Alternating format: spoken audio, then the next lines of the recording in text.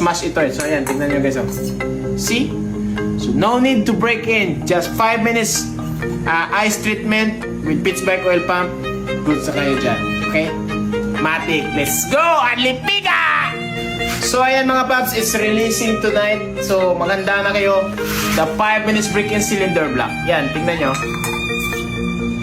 You see that? Are you ready?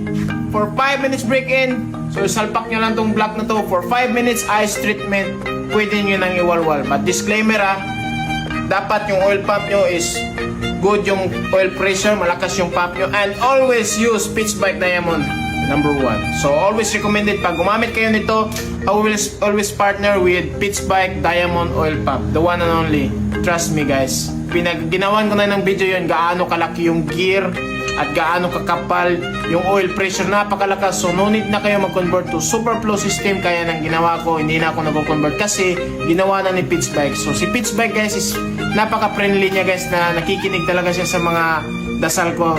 Sana yung Wave 125 mga smash is lumakas na yung mga pump. So ayan, Wave 125 naggawa na siya guys. So tignan nyo, ito for smash ito eh. So ayan, tignan nyo guys. Oh.